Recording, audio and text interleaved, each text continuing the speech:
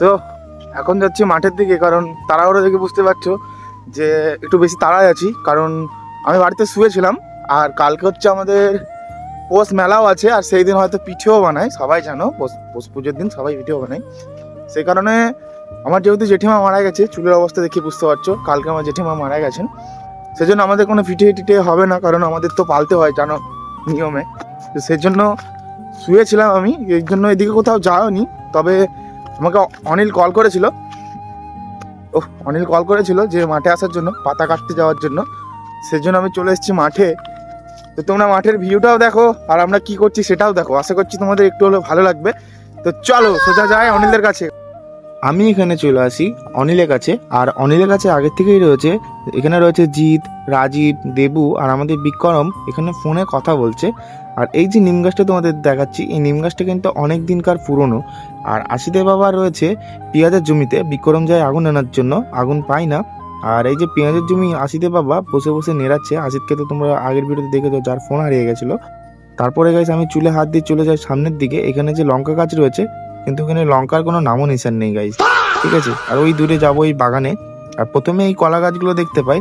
এখানে আমরা যেই রকম পাতা চেয়েছিলাম সেই রকম পাতা পাইনি, তাই ভাবলাম যে বড় বাগানের দিকে যাব।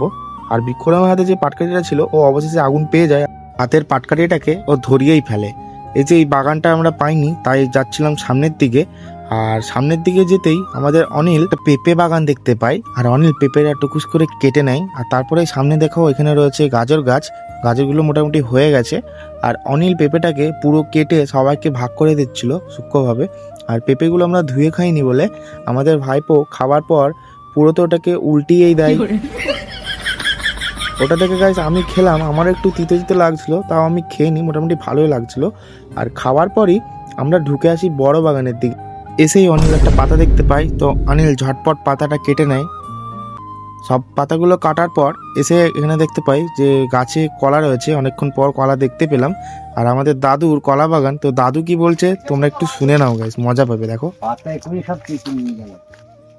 তো দাদু বলছে নাকি আমাদের আগে অনেকজন এসে পাতা কেটে নিয়ে গেছে, তো আমরা একটু মজা নিয়ে নিলাম দাদুর সাথে।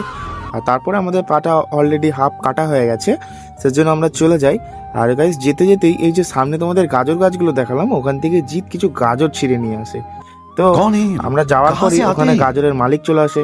তোমার জমির গাজর নাকি এটা? হ্যাঁ ধরি মারো, একটা মেরে দাও। গাজরের মালিক যেহেতু চিনে, সেজন্য কিছু বললো না। আর কাকু এখানে লঙ্কা গাছে তেল দিচ্ছিলেন। তো এই যে হচ্ছে সেই মানুষটি যার জমি। আর আমরা খেতে খেতে চলে আসি সামনের দিকে অনিল এসে আবার একটা বড় পাতা দেখতে পাই। তো ও লাগান পাচ্ছিল না, তবু লাভ মেরে মেরে পাতাটাকে পারবে। তো পাতাটা পেরে নেয়, তারপরে আশিদের জমি থেকে তুলে নেয় মূলো। আর মূলোটা ছিল একটু কড়া গাইস, তবু খেয়ে নিই। কড়া মূলো খেতে খেতে চলে আসি বাড়ির দিকে। আর কালকে পৌষ সংক্রান্তির জন্য কিছু বাচ্চারা বানিয়েছে পোষবুড়ি। তো পোষবুড়িটা দেখতে ছিল অনেক ভয়ঙ্কর। এইরকম পোষবুড়ি কে কে বানিয়েছো আমাকে অবশ্যই কমেন্টে বলবে। ওরা চলে যায় বাড়ির দিকে, আর আমিও চলে আসি। আর আমার এই ভিডিওটি কেমন লেগেছে অবশ্যই কমেন্টে বলবে। আর এইরকম ভিডিও দেখার জন্য আমাকে সাবস্ক্রাইব করে নেবে। তো টাটা গাইস।